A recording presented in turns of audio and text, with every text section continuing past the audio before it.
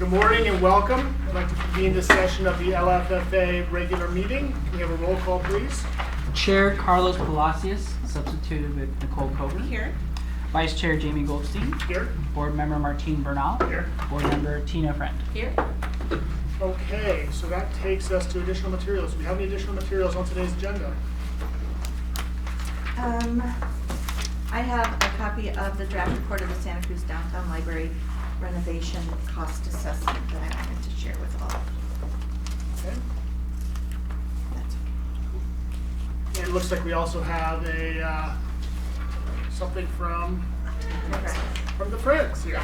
An announcement that maybe we'll hear about in during public comment. Okay, any changes to today's agenda, additions or deletions? I have none. All right. Oral communication. Would anyone like to address the LFFA on any items that are not on today's agenda? Please come forward. You can see. You stand over there. No podium.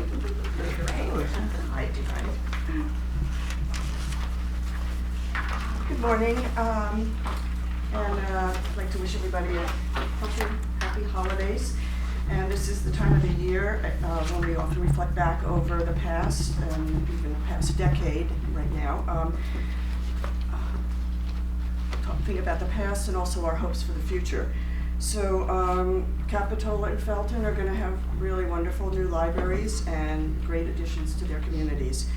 I have to wonder why Capitola didn't, they need more housing and parking there, but there was never a proposal to include their library in a mixed-use project, so why not? Because I think it probably would have gone over very well. So I think we're seeing how decisions of the past have worked themselves out, and we're seeing the consequences of some of those decisions. One of them was maintaining a system of 10 libraries, which a grand jury report years ago said, you know, it's a lot. There are a lot of branches. It's going to have economic consequences over time, and we are seeing that. Another one was not asking for enough money for Measure S, the facilities master plan in the downtown Attain scenario was for $24 to $35 million, and we don't have enough. So we should have asked for more money. Another one was Nolan Tam in the RFQ. One of the deliverables was floor plans. We never saw floor plans, so now we're dealing with the consequences of that. Having to ask for floor plans for both of the two options, running into the time crunch. Another one was allocating $5 million to the Live Oak Annex, which that money could be really well used in the flagship branch, which serves the entire community. I don't even know how that got by, because every document you see refers to 10 branches, so there's nothing about an annex. If it's a library, it could, you know, if it's an annex and not a branch, how can it receive $5 million in Measure S money? And lastly, the Jason plans. I thought it was better than I expected. I did read the entire new cost analysis last night, late at like 1 o'clock in the morning, and I think, you know, that's what it is. And the other communities have kicked in some extra money, and Santa Cruz should do that too, especially since they, you know, had years of deferred maintenance, so we're kind of owed that money. I'd like to see some wholehearted fundraising from the Friends and others, whoever else, and not just complaints about how, you know, bad it's going to be, because I think we're a creative community and we can make it work. Thank you, and good New Year to everyone. Thank you. Would anyone else like to make any comments, public comments?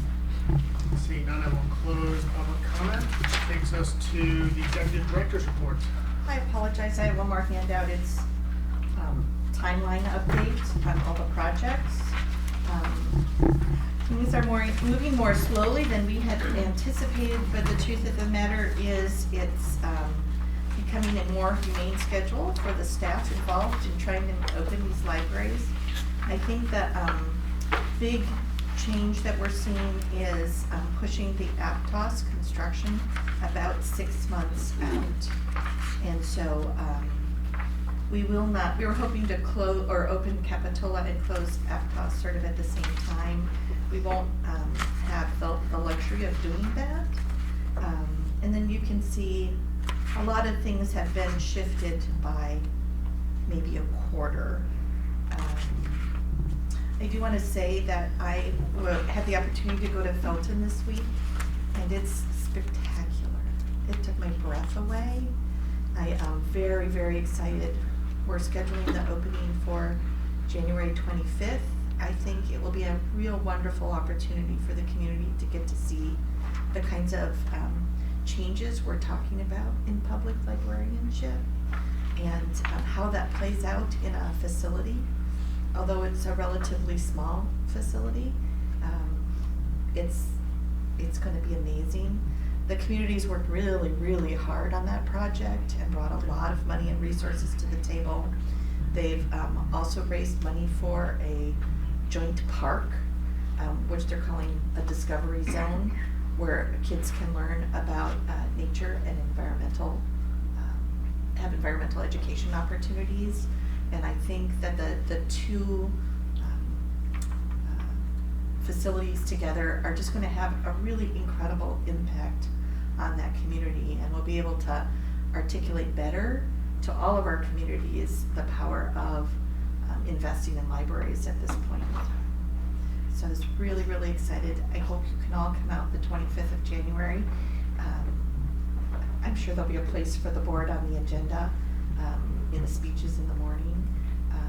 But we'd really love to have you, and if you could talk to your communities about it, we'd love to have them come and see what we're accomplishing. And Capitola's on track for July. We are. Are there invitations Will be for the? sent. Okay, great. Okay. That takes us to the next item on the agenda, which is project updates and comments by board members. And I just want to say that I handed out the downtown cost assessment. You know, this is our third architectural review.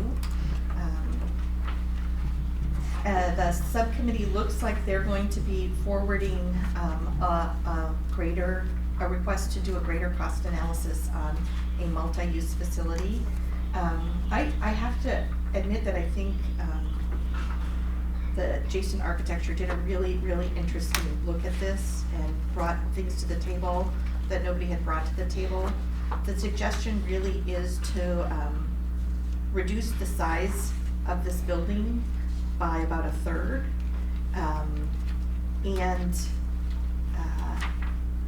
I just have to say, I think they went about it in a really innovative way that allows us to capture as much public space as possible.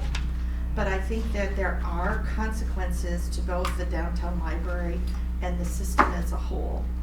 And I'm frustrated with the climate that these discussions are happening in. It almost feels like an abortion debate right now, where people have taken sides and we can't really have a conversation about facts and possibilities. The big consequence, though, that you need to be aware of in significantly reducing the size and scope of the downtown project is it will have an impact on the collection. As written, we believe that this proposal will reduce the adult collection system-wide by 12%. And I just want to remind everyone that the downtown library serves as a warehouse for holds, and to greatly reduce the size of that warehouse will have an impact on every library in our system. And I know we're planning these regionally, but I have to say that downtown library is one that could have profound effects. I know we've added space elsewhere. The truth of the matter, though, is we hadn't planned in the expansions for huge increases in books. And so Capitola and Felton, while they're having small increases in collections, in no way could make up for the potential loss of the collection in the downtown library. So I hope we have some opportunity to think systemically as we talk through some of these issues. Okay.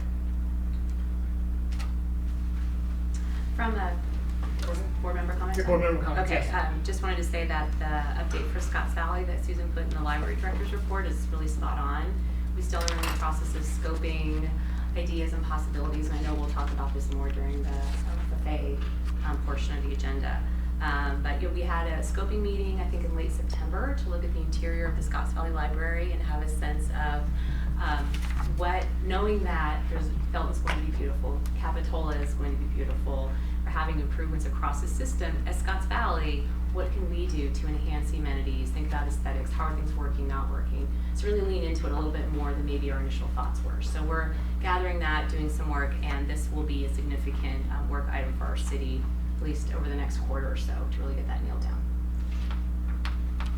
I just wanted to add, as Susan mentioned, with respect to the downtown library, we're doing the analysis of the mixed-use project, and the purpose there is because up to this point, what was done was more conceptual.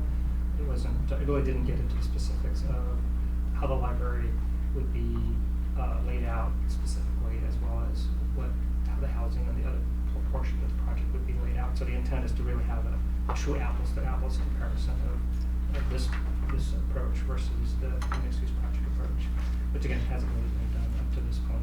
It's been more conceptual in nature. I'll just say that the board has a number of items on Tuesday. Probably the most important, which Cindy will appreciate, is awarding the construction contract for the La Selva Beach branch. So we're very excited about that. That will be starting up here very shortly. There's also a contract amendment with Nolan Tam to work on the conceptual documents for the Live Oak Annex. And I want to say La Selva Beach, as a small project, had 6 bidders and came in under. So that's the first. That's terrific.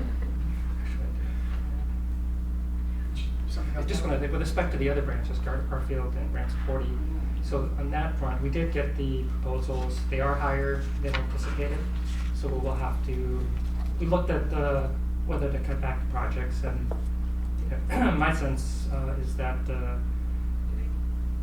cut them back would really almost negate the benefit of making the improvements, because some of the improvements are, while they're needed, they're significant in cost. Like, for example, a big chunk of the budget for the Garfield branch is just doing the ADA improvements. So if you cut from the rest of it, then you're really not improving the actual experience of the library. So my recommendation is to the council is that we just go ahead and address the funding gap by making it up from through fundraising, as well as just through the rest of our bond measures, and then we just again figure out how to bridge that balance as we move forward with the rest of the projects. But it just seems like it just makes sense to do the improvements correctly so that they serve the community over the long term for both those branches. And that will go in front of the council on January 14th. All right. I think I have one other thing I'd just like to put out there, and I think it can be a little bit confusing for members of the public about what this board's role is. And what this board's role is this board is the custodian of the grant, the bond funds, the taxes. We're not the builders of these projects, so the updates you hear really are just informational updates about what the jurisdictions are doing with the funds.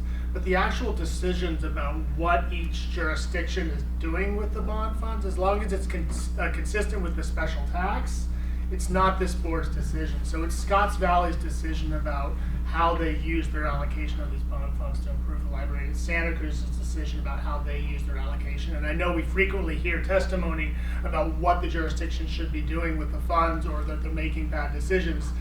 And I appreciate those comments, but at the same time, everyone needs to understand that this board has no ability to direct the city of Santa Cruz or prescribe to the city of Santa Cruz about how they would be using their allocation of this tax measure. So I just want everyone to understand that, because I can imagine it's sometimes frustrating when you bring those issues to this board and you don't see us taking any action. We don't have that authority. So I just wanted to put that out there. Okay, that takes us to the next item on today's agenda, which is consent. I see 4 items on consent. Is there anyone who wants to pull an item from consent? Anyone from the public wanting to pull an item from consent? Seeing none, is there a motion? I'll move approval of the consent calendar items A through D. I'll second. Great. Discussion? All in favor? Aye. Opposed? The motion carries unanimously. Okay, so that takes us to the next item on today's agenda, which is general business. The annual meeting schedule. Do we have a staff presentation? Not really, these are just suggested dates, and we're going with the concept of, I think, is it 8 meetings a year? Sort of clustered around the financial requirements of the board. I guess it's 7. And on page 60, it outlines it. We continue to push some of the meetings to the other library locations, and we stagger morning and evening meetings. Okay. Is there any questions? Any public comment? Back to the board, any discussion? I mean, I would only, as we, some of the new libraries, I see we're going to Felton in June because Boulder Creek's closed, but when Capitola comes online, it might be nice to have a meeting in Capitola. Maybe that's in the subsequent calendar year, but. No, I think we'd want to do it sooner than that. I think that's a really good idea. So I don't know which meeting that would be, but I would support meeting in Capitola at one of the meetings. Thank you so much. Exactly what I was going to bring up. I would love to host a meeting next year. Presumably we should be open August 6th. October 1st might be safer. The question is could we switch around with Scotts Valley another date? But we would, in Capitola, we would love to host one of the last couple meetings of the year for sure. So why don't we switch Capitola to October 1st? Is that okay? That's And fine with me. Yeah. we don't have to do one in Scotts Valley next year. It's we've done many there, so. Yeah, I didn't want to steal your thunder, but. That's okay. Well, I would just ask when I have my upgrades done then. We will very gladly invite the board and members of the public to join us at that. Since we're doing this, my suggestion is we move the March 5th meeting to Felton, because it will be new and fresh. And then the Salva Beach doesn't really have a meeting room, but it would be really nice to figure out. Let's switch Felton and Aptos in the short run, and we will try and figure out a way to meet at La Selva Beach when it opens. So we'll get up to Felton earlier in the year. And just for the record, March 5th would be Felton, June 4th would be Aptos, October 1st would be Capitola. Yeah, it would be great to get to La Selva Beach. A little bit of a journey, but I'm not sure, later in the year. And we don't have to be bouncing around to downtown every other meeting. Correct. So I think we can change the place later. The interesting thing about Capitola's, La Selva Beach is we'll just have to figure out a time, either when the library's not open, or we can set schedule through the Park and Rec District in their boardroom. So that will just take some work. And so we could change the place at a different date, can't we? Yeah, we can adjust the schedule during the course of the year. Okay, so it sounds like we have Felton. It's as listed, except for March 5th is in Felton, and then June 4th is Aptos, and then October 1st is Capitola. Is there further discussion? Is there a motion? I'll move the schedule with the changes noted. I'll second. All in favor? Aye. Opposed? Motion carries unanimously. Okay, so our plan for our second bond issuance. So I'm going to introduce that topic. Okay? Edith Driscoll, the treasurer controller for the library, whatever I am. So we're following up and then going forward with the presentation. So we're following up in that your board asked that a subgroup get together and look at the needs of when we would be doing our second bond. So that group met, and the recommendation from that group was to go forward with issuing a second bond. We were looking at in the middle of spring, sometime between February and April. So with that direction, we wanted to come back to your board and make a presentation about what that might look like. And so we have Suzanne Harold, the financial advisor that worked with us for our first bond, and we'll be working with our second bond. And I have a handout I'm going to send down your way that I didn't do earlier. It supports Suzanne's presentation. It's just a draft proposed schedule of going forward, what kind of dates we would be looking at with, for the bond. And with that, Suzanne, there's usually a podium there. Coming up to my imaginary podium. Yeah, there you go, right there. So, good morning, Chair, members of the board.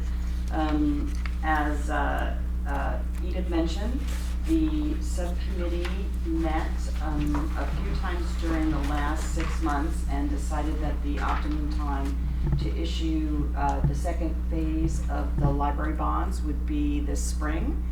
And given that you have a March 5th board meeting scheduled, we thought we would target that for the approval of any documents. So there's a few things that have to happen before that occurs, and that would be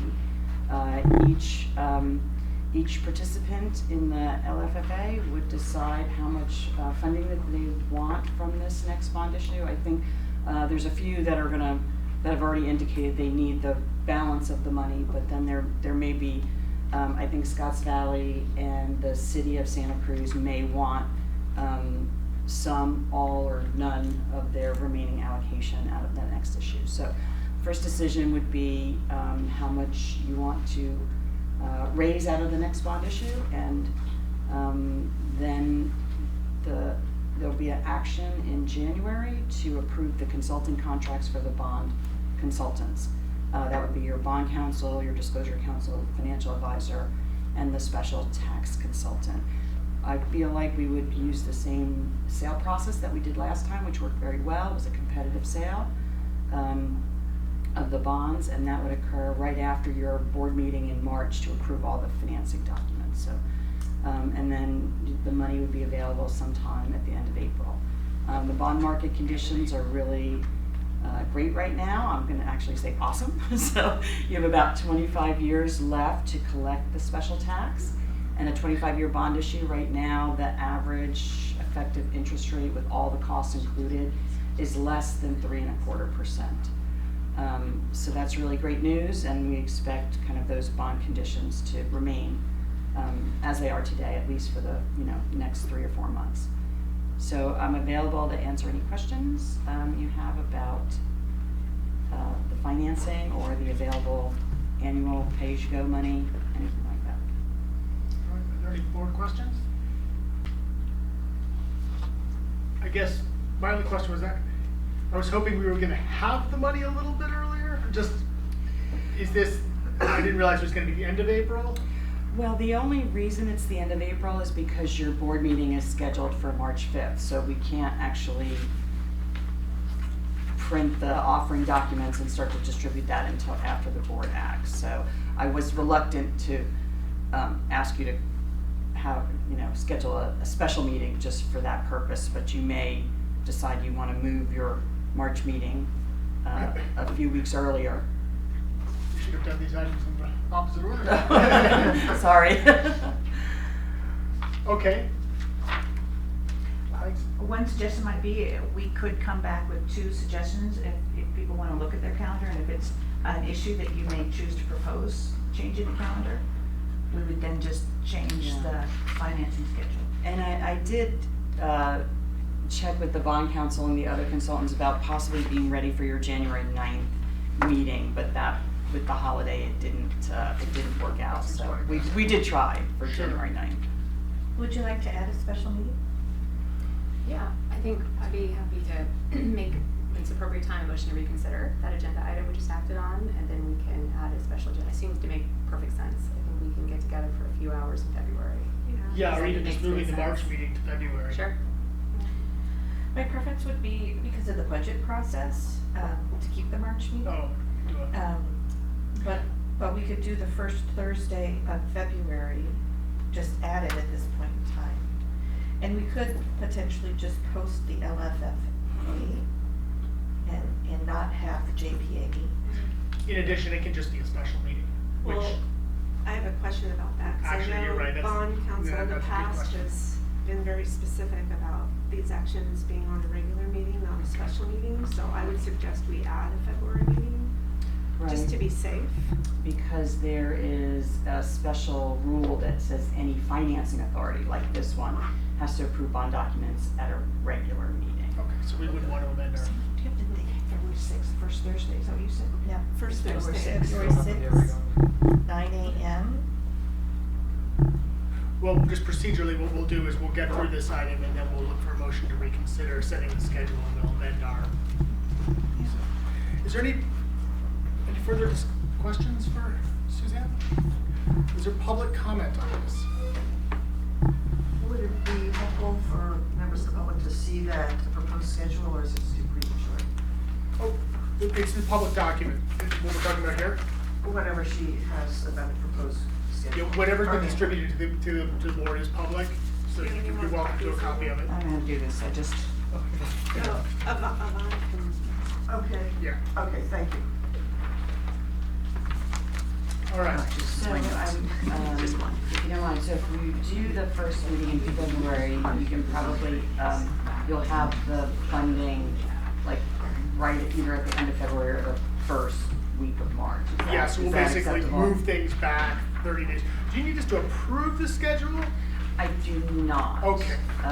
Really, the next critical path item then would be to decide how much funding that each participant in the LFFA wants. And like I said, I understand the county probably will ask for the rest of their allocation.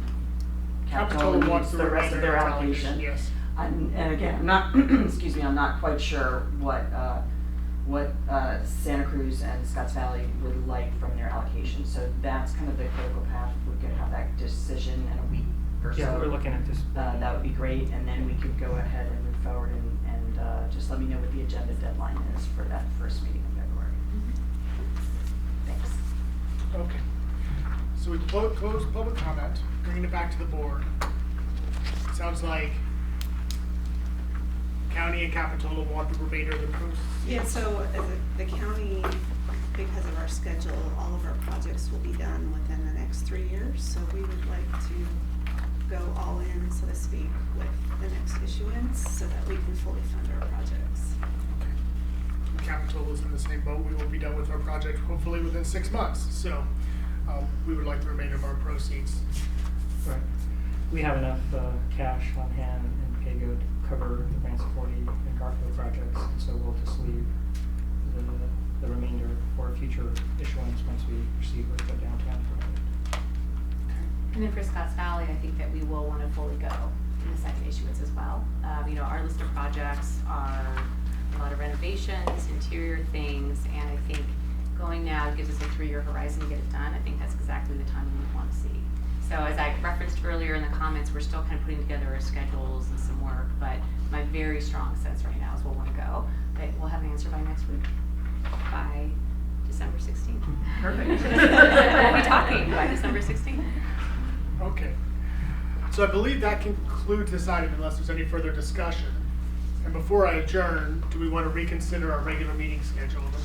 Yeah, I'll make a motion to reconsider the former action on agenda item 8A, determine the annual meeting schedule for the purpose of us adding a new regular meeting in February. Okay. Second? Any discussion? Any public comment on that? All right. And do we have a know where- location? Is it gonna be Yeah. downtown? Downtown, Okay, Downtown? simplest. Okay. That'll be easy. Okay, so we have a motion and a second on the floor to add a meeting in February, which will move this forward 4 weeks, which is great. Saves Capitola some money, so thank you all. All those in favor? Aye. Opposed? The motion carries unanimously. Thank you. Okay, so that takes us to the end of our LFFA meeting. Those of you who are in the room for just the fun part of the meeting today, we'll keep going. And takes us